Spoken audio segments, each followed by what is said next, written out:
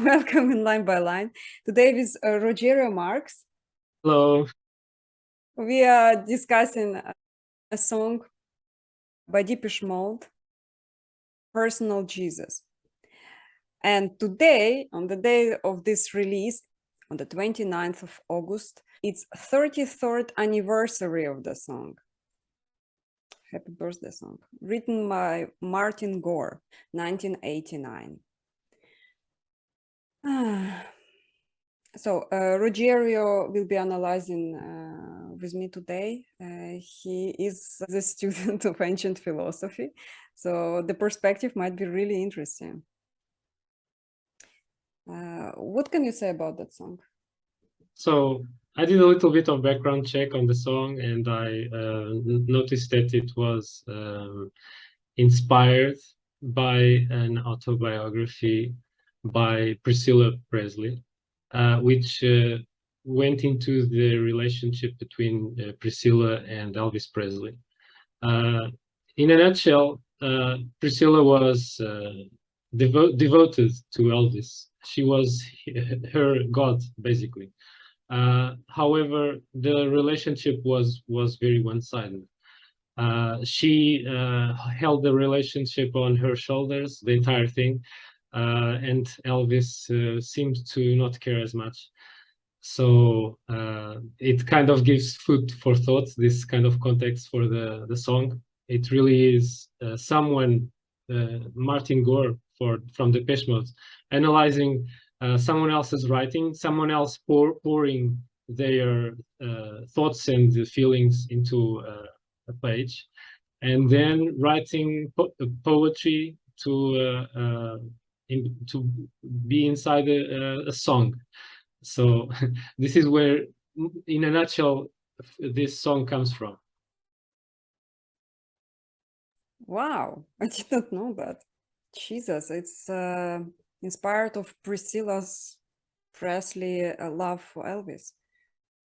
Well, he married her, right? Yeah. Okay. How is it one-sided when you marry somebody? Well, it seemed that perhaps he married her or out of convenience or out of compassion for her or something like that. But it didn't seem that he married her out of real love. You know, I can't go into this in more detail because I wish I had found the autobiography so I could really talk about it in detail. But I only got a surface gist of it from Martin Gore's interviews. Wow. Yeah, I will try to link them below. Check it out. Yeah, thank you. Thank you. That's a good input. Reach out, touch faith, your own personal Jesus, someone to hear your prayers, someone who cares, your own personal Jesus, someone to hear your prayers, someone who's there. So, of course, this can be read in so many ways. My feeling about this was, well, I know that Reach Out, Touch Faith is a parody to a phone company in the USA during the 70s. They had a slogan which said, "Reach out, touch people," which is kind of strange, you know. It's it can be read literally, and it's strange. But I think the Depeche Mode, what they wanted to project with this was, we could be referring to a person we are devoted to that might care or not care about aspect. So it's reaching out, not reaching in contrast. So it's clearly an attachment or a dependence to someone or something other than ourselves, which is something very common, you know. But it can go wrong. It can go really wrong if we give ourselves, in a sense, to someone that might not care, or someone that might even have malicious intent about regarding us. So if there is something we have at all times during our lives, it really is ourselves. If we are good to ourselves, then a path opens up for us to start improving and then to help others. So think about this in contrast to just projecting our needs to the outside world or someone else in the outside world. Yeah, that's interesting about the phone company. Reach out, touch people. I actually like that slogan. When I read those lyrics, to me, it sounded like Kings of Leon. If you call me now, baby, I come out running. And it's hope here. It's saying somebody, I'm here for you, but it's like, please call me. And then promising understanding, promising hearing you out, all of that as a payment, as a reward for reaching out. Yeah, we kind of feel the desire for affection, all of us. Like all of us want to be loved and heard and accepted. And when you receive that invitation,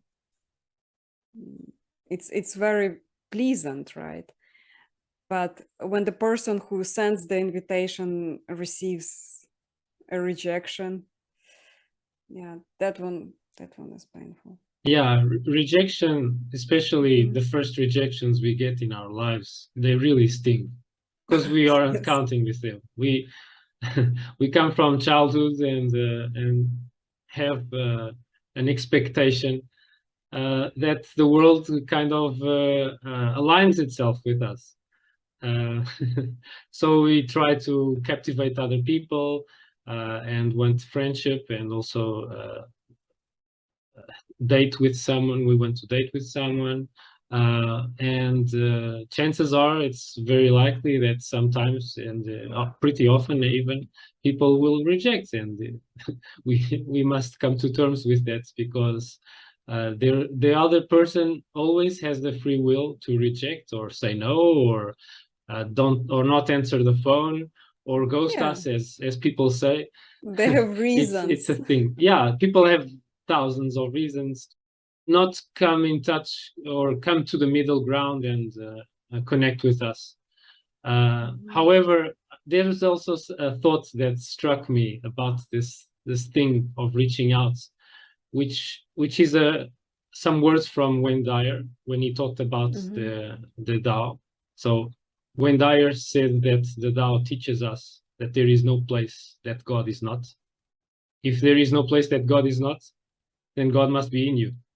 So it's worthwhile to keep that in mind, to kind of get a grip with what we are, to vibe alone even for a time. And if someone comes to us or someone notices us, it might be more likely that they are aligned and harmonious with us, so that true friendship or true love might flourish, instead of contrast this with going into the world seeking, actively pursuing that which we desire. We might even repel these people that are amazing, in a sense. We could repel them, and they might not notice us, because what is worthwhile about noticing in us is our uniqueness. And if we aren't expressing our uniqueness because we are we are searching for someone or something, in pretty much the same way most people do this, it doesn't express our uniqueness. So we might even attract people that are dissonant with us. which might spell disastrous friendships, disastrous romantic relationships. Mhm.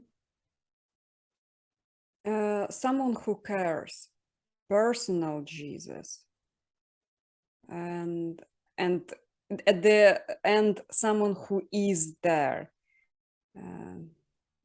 So that one feels like a promise of not being left alone, abandoned when you are feeling like that, let's say, when you're hiding. Reach out. I think reaching out is very important. Yeah. Still, I think it must be done in a non-entitled way, kind of like expecting. Oh. Yeah, rejection is a very real possibility, and if it does happen, instead of being disturbed by it, embrace it, because if someone rejects us in such a rapid way, you know, just kind of like rejecting hanging out, something very superficial, Yeah. it might be an important indication that you don't want to deepen your relationship, not necessarily. So it kind of gives you signs. If you really think that this person is someone you really want to deepen your relationship with, you can notice in very small things if they are petty with them, or if they just go with the flow with you in the beginning of a relationship. And I speak both for friendship and for romantic relationships. If we notice people really value things that aren't valuable and reject you based on that, then I think to myself it's kind of like dodging a bullet. Dodging a bullet. Yeah. Dodging a bullet is a good one. Well, I think everyone copes or learns to cope with rejection in their lives, in a sense. Possibly this is a possible one that I came up with.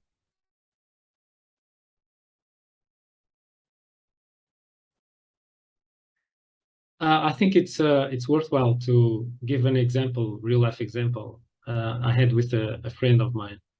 He really is a true friend because we philosophize so much, we share so much with each other. He talked to me about a girl rejecting him that he was infatuated with. He uh, he was attracted to her. However, he offered her tickets to go to some event or something like that. She at first she said she was interested to go, but then she quit at the last minute or something like that and gave a very superficial excuse. And he was quite disturbed with that. He shared that with me. What I replied to him was, well, if for something so small, so, you know, just go out with hanging out to a concert or whatever it was, and she contradicts herself, she changes her mind just like that for something that's so petty, so trivial. You probably don't want to be 20 years into a relationship with her, with kids, a mortgage, bills to pay, and whatnot. Really intense things of adult life. I tried to give him perspective, you know, some perspective that I was blessed with, and I think I managed to dispel this sense of disturbance that he was feeling. So I Yeah, think you it's kind of crushed him with mortgage, kids, and everything. He's like, ah, whoa. yeah. I just wanted to go to a concert. Mortgage, kids, not with that girl. Yeah, I wanted to give him that feeling of dodging a bullet, you know. He has a good advisor. It's really important. It's a good start, let's say. Yeah. Feeling alone, and you're all alone.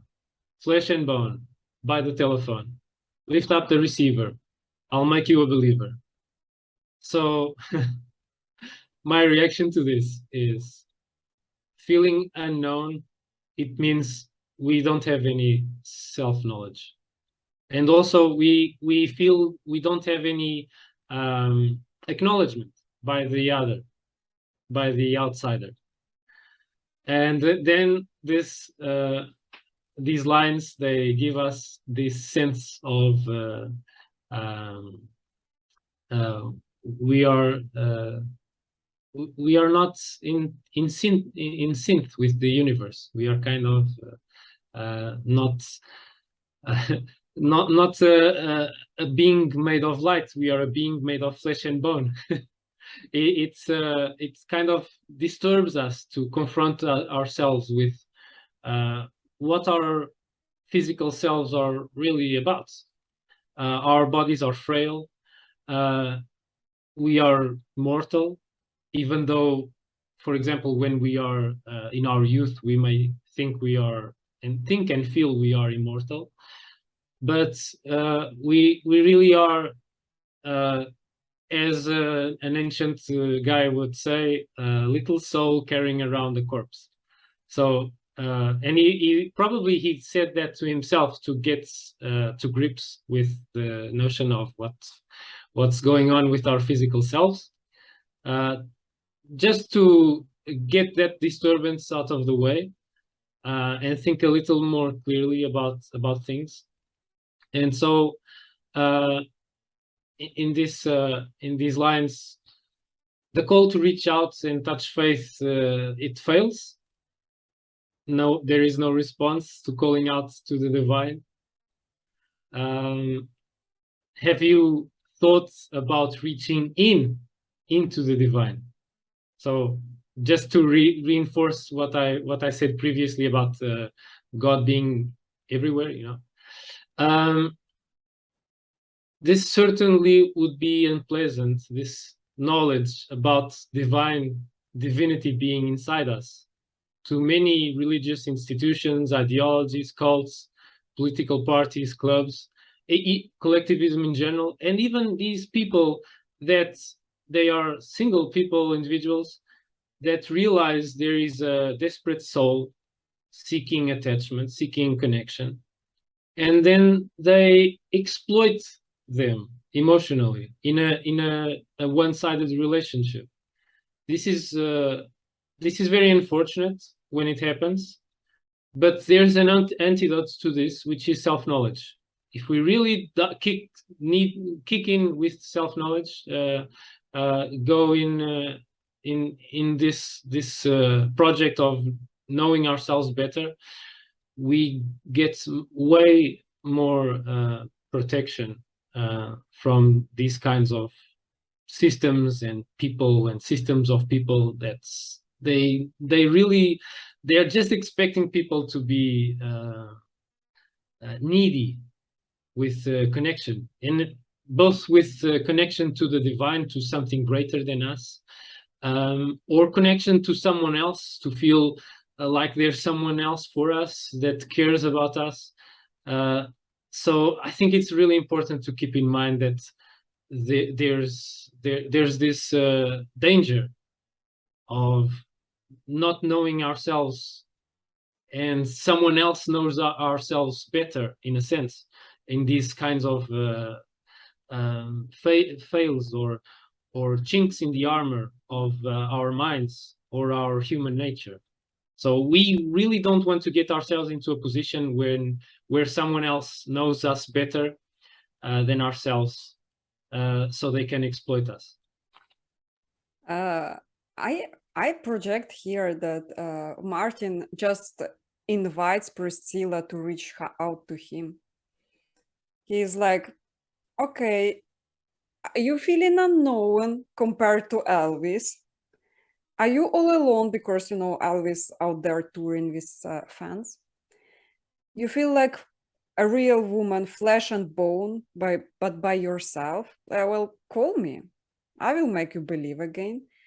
I think that one is just like flat out proposal here. And about exploiting, I don't think it's exploiting. in a sense. People don't consciously do malicious things. Like I don't want to believe that. I think they always talk themselves into believing they're doing the right thing. So let's I say agree. you can talk yourself into everything, and for them, even if you think you feel kind of cheated, exploited, that's not necessarily what happened. Because there are many reasons to end friendship: fear, abandonment, future rejection. When they were like, okay, let me reject you first before you reject me, and then I feel better. Yeah. So that one, I think. But still, it could be someone that's unconsciously not doing things with a good ethic behind it. They could be like trying to tempt someone that's feeling all alone, and they're saying, "Oh, there you are. You're just flesh and bone by the Feeling telephone. unknown. Lift up the receiver. I'll make you a believer." Kind of like a imagine Satan himself reading these lines. I think these lines they get such a different tone according to who reads these lines and with what tone, with what kind of emotional charge behind the reading. If it's someone caring for this person that's feeling all alone and feeling unknown, it might be something just, something morally right. But it could also be someone that unconsciously hasn't come to terms with their own divinity, their own ethic edifice, and so they are defaulting to trying to exploit something else or someone else in the world to feel better about themselves. So kind of like they are a void or a black hole, and they need to feed on someone else. And so they use these kinds of needs that people have: need for attachment, need to feel validated, need to feel known. And then Martin keeps proposing, take second best, put me to the test. Things on your chest you need to confess, I will deliver. You know I'm a forgiver. Yeah. So Like, is he comparing himself to Jesus? it's kind of like he's drawing himself as a savior, kind of like a messiah for the girl, for Priscilla. Personal one. Yeah, it's very over the top. Though this can be, of course, interpreted for human nature in general. We as humans yearn to feel connected to something greater than us. Of course, this connection, if it fails, we are probably in trouble. We might fail to connect ourselves with our own true selves, which is, to me, the first thing we should try. And only the connections, the relationships to other people are a thing that adds to that enriches our life. We should not, I believe, look at relationships with other people as a remedy to what is going wrong with us, because people are not ends. People are, people are not means to an end. People are ends in themselves. We should not, and we are not ethical to do this, to instrumentalize someone else to fix ourselves, in a sense, in a relationship. Of course, if it's a professional relationship with a counselor, I can agree with that. But using a friendship or a romantic relationship to fix ourselves. It's also a recipe for things going wrong in the future of that relationship.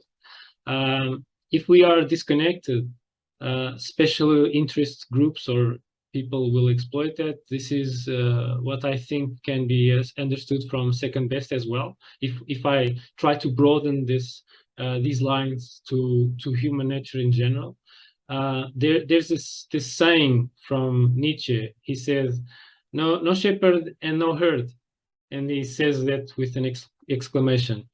Everybody wants the same. Everybody is the same. Whoever feels different goes voluntarily into a madhouse. So we really need to guard ourselves against putting someone in a position of being our savior, because it might not be good, because people are not perfect. Even the kindest person we can imagine in the world, we can't build our life as if they were our only hope, because if we are putting all hope into one person that might fail us, the person could even could die, because it's not something on them, it could happen. So we will be completely and utterly devastated if we pin all our hopes on someone that is temporary, is frail, could fail. So I kind of want to warn about this. I know there is a sense of redemption here, though. In a sense, if you would put everything into this one person and that person doesn't fail you completely, then this means all those people who failed you in the past, it kind of was worth it because you found that one who didn't fail you somehow. Yeah, it's like finding a precious mineral when we only have the new coal, or keep trying. worthless rocks or something like that in the past. Also the inner sense of hope that should be finally satisfied, let's say. Like, I will find the treasure, I will find the treasure, I will find the treasure. It happens. Otherwise, you completely lose faith in humanity. It's like for people with black and white type of thinking, maybe. Yeah, don't think in absolutes. Don't think in black and white. Yeah. People are more like minerals, because there are so many different kinds and combinations and whatnot in terms of their personalities, that if you live in such a way that you project a good personality, good feelings, positive thoughts, it's just a matter of time. You will also attract and sync with a person that's also sharing these positive thoughts, this harmonious emotional well-being, this positive outlook. It will happen. It's just a matter of time. And if you vibe rightly by yourself, something that Carl Jung recommended, vibe alone and vibe intensely, it's just a matter of time. Someone very precious, someone very awesome will find you, and probably more than one person. You can build an entire network of great friendships and great collaborations. Well, our collaboration is kind of an example of this concept. I was just on Twitter minding my own business, and you yourself as well. We were both posting content, and we ended up having a really enriching engagement, which we wouldn't be here doing this video and the previous one otherwise. Well, it was for me healing experience, in the sense that I see Twitter sometimes as this magic ball where you shake and the answer appears. Like it's just like it's like a gamble. Let me shake it. Let me see what Twitter gives you, right? And then I scrolled down the thing, and then I met that quote which said, "Friends who left your life were not real friends, and perhaps they were secretly haters. So let go." And to me, like, that's not what they were to me. That's why it's hurts. Like, to me, they are still friends. Like, I cannot see them as something I don't believe they are. Like, I only see them as what they had been to me during the time we were friends, and then I see them leave, and then I have no understanding and no context, because nothing has changed about me. Like, I stayed the same. That's the thing. Yeah, the power of publishing things that people want to correct then as well, because of course it's not literally true. Triggering. Yeah, of course, and I am conscious of that. It's not literally true, and there are many writings from very wise people that they are not literally true, but they still write them and think them because they are kind of like thought technology in a sense.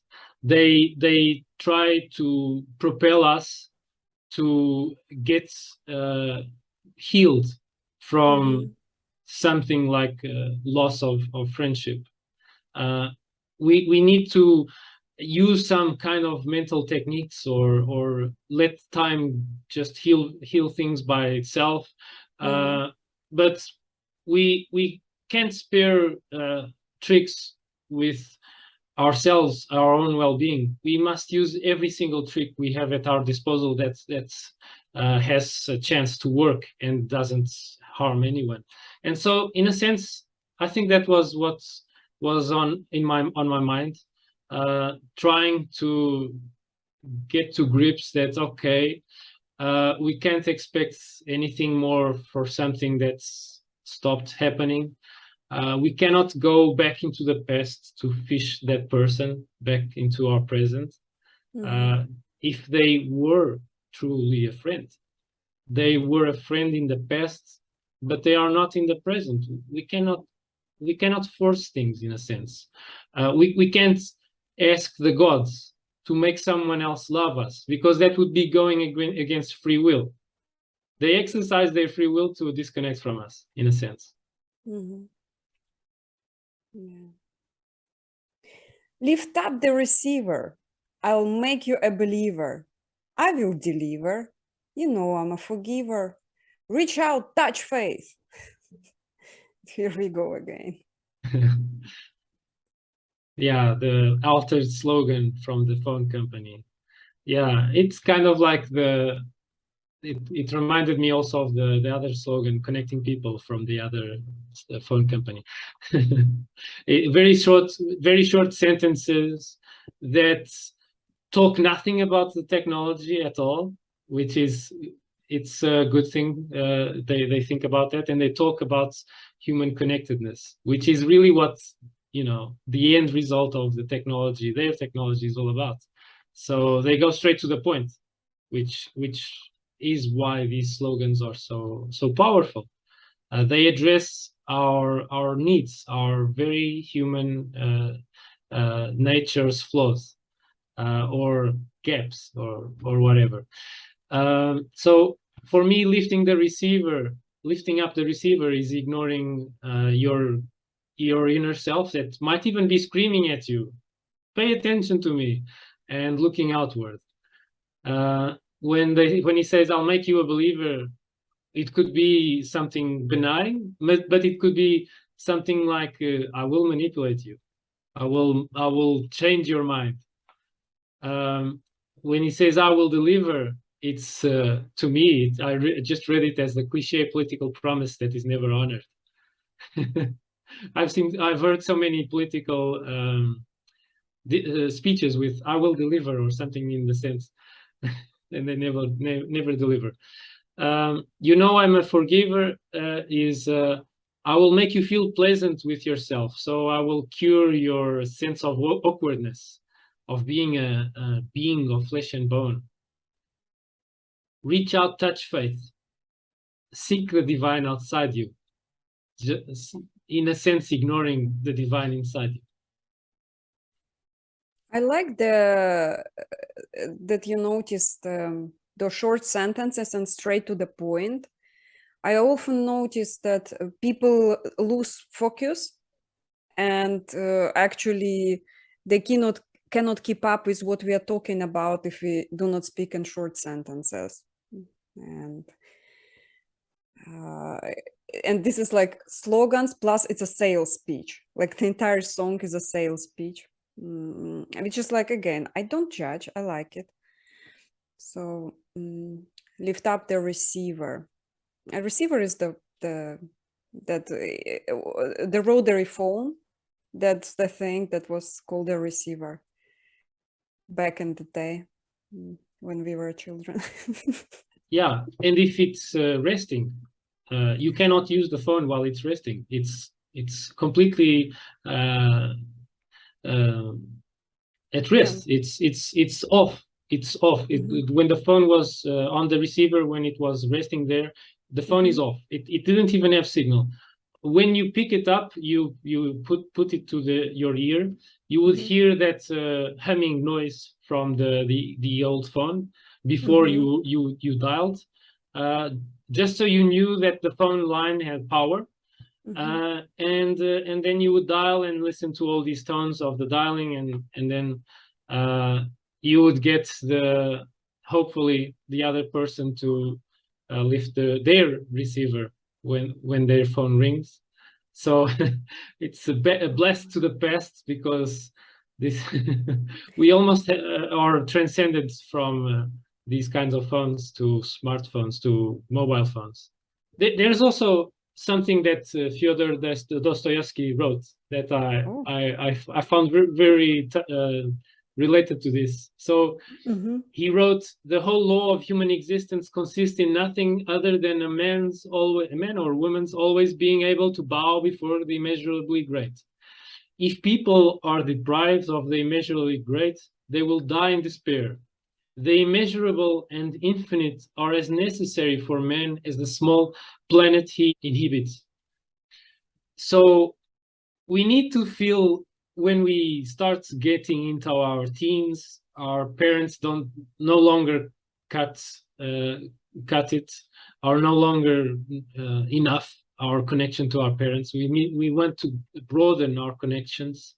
We want to feel connected to a tribe, to a group of people that share our kind of specific personality tendencies. We also yearn for connection with something that is perfect, that never fails. And chances are people will find a connection with a religion if their parents had introduced them, or if they introduced themselves, or they will find something profoundly spiritual about the universe itself, about the pursuit of knowledge, of knowing the world and ourselves more deeply. So I think this is useful to keep in mind, to get a sense of perspective of how we transcend just looking up to our parents, our immediate family, and then we kind of tend to, or are tempted to, ignore them quite a bit when we are entering our adulthood and our youth. We just don't want to hang with them so much, which contrasts with what happened before, because children tend to look up to their parents and look up to them almost like they are divine beings, basically, like heroes for them. And then this switch, really stark contrast happens, and they really want to care more about their friends that they just met in their lives, and they almost know nothing about, but they want to connect with them much more than with their parents, their immediate family. There is a sense of belonging that we seek, everybody, because we are tribal animals. We used to live in groups in caves back in the day when we were. Good old times. Yes, exactly. In those good old days. Not a phone in sight, only people living the present.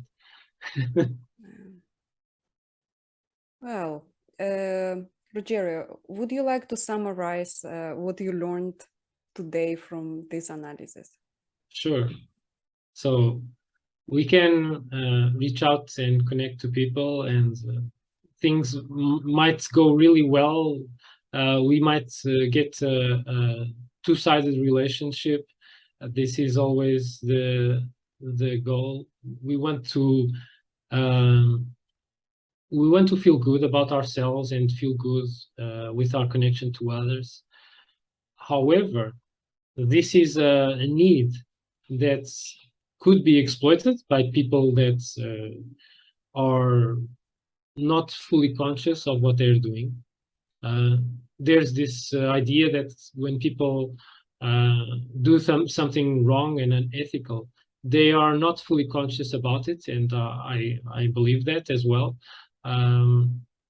We must come to terms that this really is how the world is. There are people that might act this way. They might want us to believe in them or in their system of belief, and they might want money from us. They might want attention from us. They might want our time.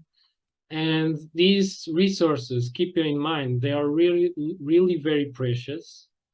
And another thing, if we don't do some inner work of connecting with us right from the bat, we miss a huge opportunity to connect with something awesome that can bring purpose to our life and bring tranquility to our life.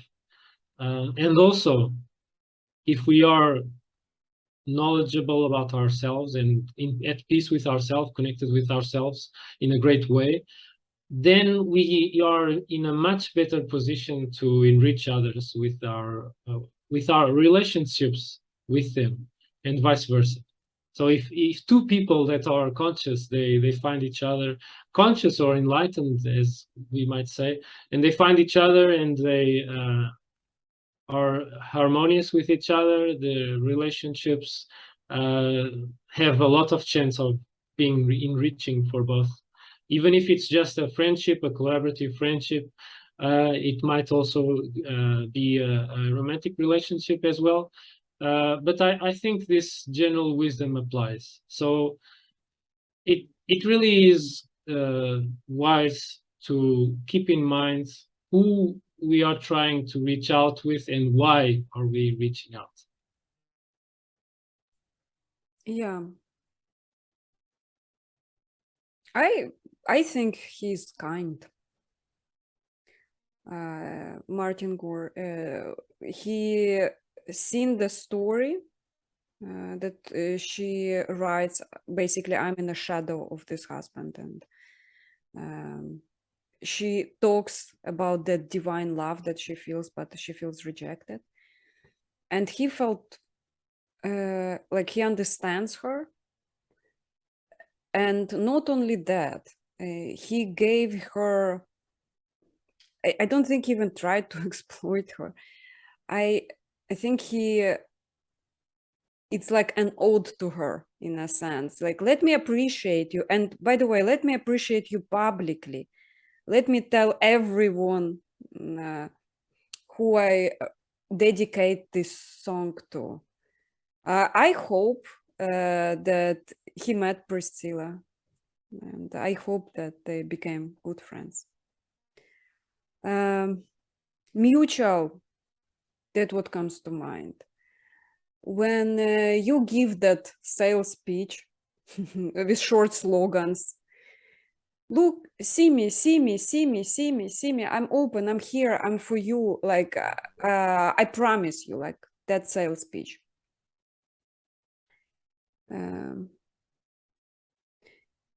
If there is mutuality to it and they try it out and something work out of it, then it's beautiful. But it's next to miracle, in my opinion. Like the way those stories, the way those figures were positioned in history, it seems like a miracle. This is also a song about empathy. So it seems that Martin Gore, upon reading Priscilla's autobiography and reading about how her grief, basically, about being all alone and unknown, and nobody cares about her, not even the person that she treasures the most, Elvis.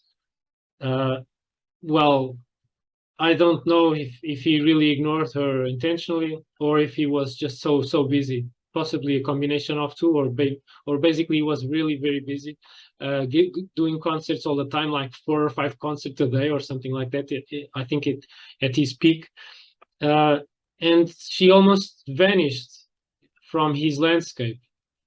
And yeah, we can read about this story and really feel for her and empathize with her, feel compassion with this woman. Yeah, I think it's a beautiful sentiment. Yeah, it is. Thank you, Rogério, for free time. People, please check out Rogério's new article. I will provide the link below, and follow him on Twitter. Thank you so much. Bye. Hashtag free time.